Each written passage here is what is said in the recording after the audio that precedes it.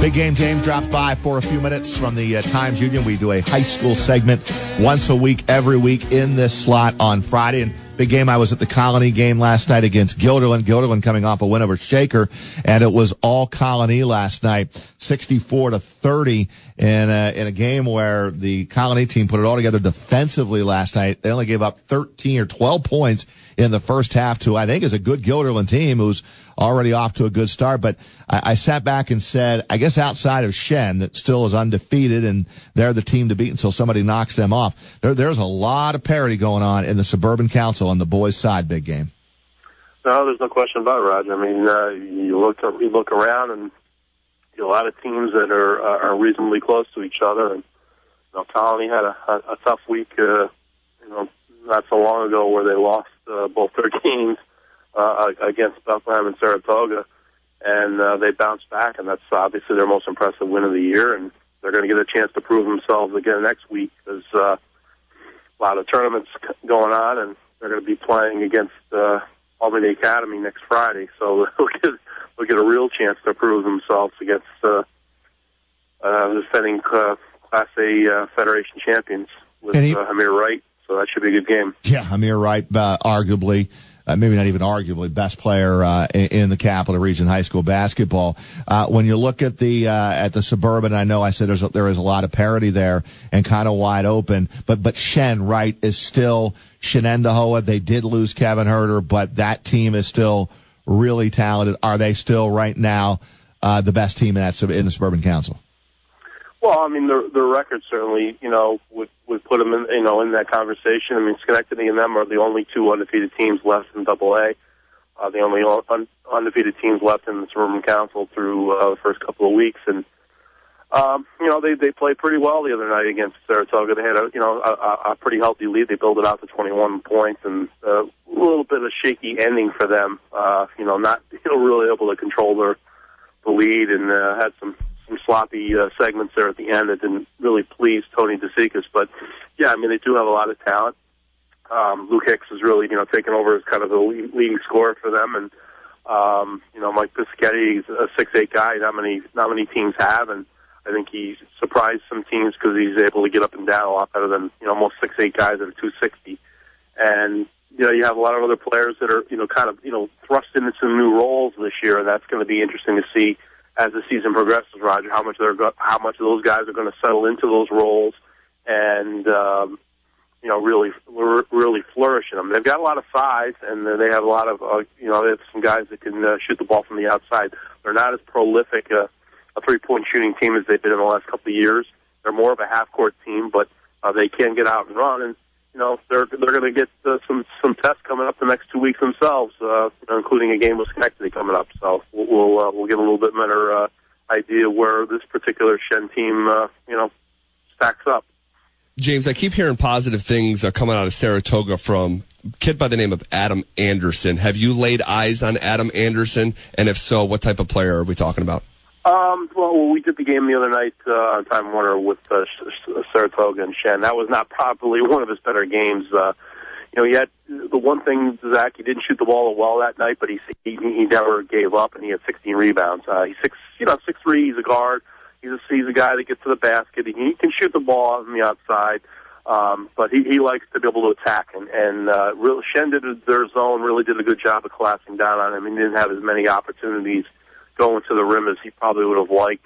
And he had a real tough night in terms of luck. I mean, he had about 4 shots that were about 3/4 of the way down and came out. And, but he's a guy that's tenacious. He gets out there on the defensive end. There's a lot of Division II schools right now. There's he gets a little one interest as well, but I know College of St. Rose is recruiting him. And saw Coach Beery last night, and it's going to be interesting. I did an interview last week with Adam, and he said, is considering the possibility of maybe going to prep school too. So I think he definitely would be a solid Division II player if he wanted to play that route, and he has the potential to move up if he decided to go the prep route. It might benefit him as well. Well, I didn't have I watched him score 29 against Colony, and I know a lot of people were like, wow, who is this young man? I don't know how much he was on the radar screen of, being the top player. That's a good question by you, Zach, because I don't think a lot of people had him in the playing group of like the best players, but boy, he certainly has turned some heads, and he turned some heads when I watched him from me dropping 29 in their victory last week over Colony on the road. Yeah, and the thing is, Roger, I think he really benefits when he has opportunity. He's very difficult in the open court. He has a real, he's a guy he admires as a basketball player, Russell Westbrook, and he loves to be able to attack, go to the rim. He has a jump shot. It's not the biggest aspect of his game, but it's certainly, he's really taken basketball seriously. One of the things he said was, look, I got to fill out the JV level, and I didn't, realize I wasn't going to be good enough. So he really did a lot of work on the off season the last 2 years, and I think the upside's very, very much there. And the one thing that I think college coaches always look for is somebody, do they really want it? Adam Anderson really wants it, and he's going to do anything in his power to improve his game. And Coach Usher really likes the energy that he brings to their team, and they don't have a lot of size. I mean, Brian Hart's playing him down in the post, and he's probably about 6'2.5", and they get a lot of guys that are 6'1", 6'2", but they hold their own. Even they held their own the other night against Shen. They just couldn't get any shots to go down. They shot 28%, and they were still in the game. Zach, I'll ask you this question and parlay it right over to big game James Allen. I see a lot of players who are good, that want to play at the next level, that decide they're going to go to prep school for a year or two. How big of a deal? I mean, you played. I mean, what's the benefit of prep school? Well, I think for some kids, it's perfect because it gives them another year to mature physically.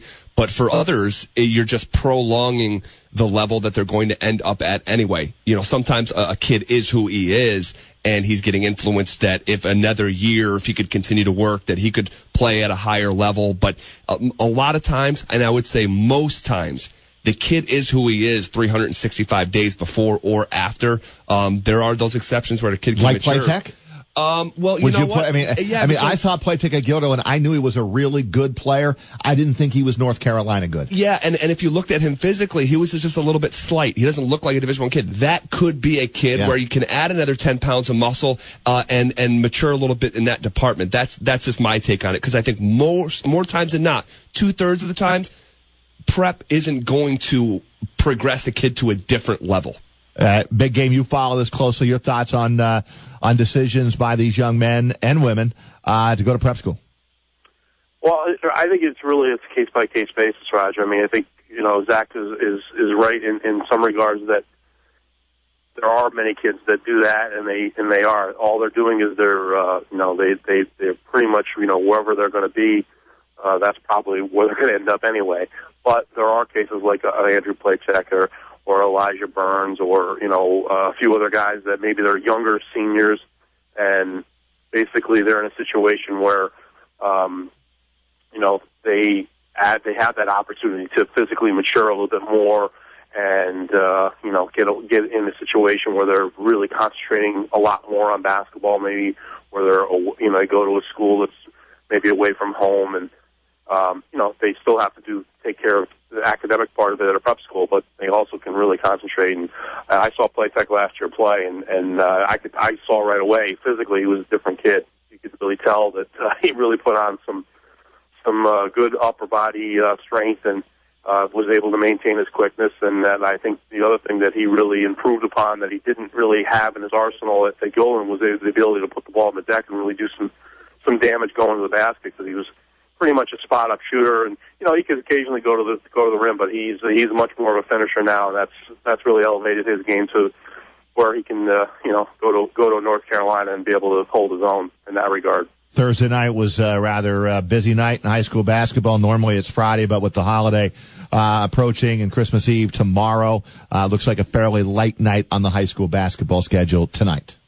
Yeah, there's a few interesting games. But yeah, I mean, obviously last night was more of what normal would be a Friday. And there were some interesting games. I did last night was Cornell Council matchup, 2 undefeateds, and Ichabod Crane with a huge win, really gutty win from them on the road against Lansingburg last night, winning by 1 with a 5'10" power forward off the bench. Really kind of an inspiring story for him, from Matt Ragusto, who comes in and grabs the rebound and gets fouled with 0.8 seconds to go to pull that one out. And obviously the one you said, Roger, about the Colony, and there was a couple other good quality wins. Shaker with a nice win at Siena against Niskayuna. Troy with a good win on the road against CBA. Schenectady with a good win when their leading scorer only had 1 point through 3 quarters and still won that game. And, there's only a few games, a couple of good games tonight over at Troy, girls-wise. Glens Falls and Troy are playing at 6, and Shaker's playing at 4:30 against Lansingburg. And next week we got a full schedule of tournament action coming up. All right, big game. Merry Christmas to you. Thanks, as always. Enjoy our little high school sports chat here every Friday on Big Board Sports. Sounds good, guys. Enjoy. Merry Christmas to you, and we'll do it again next week.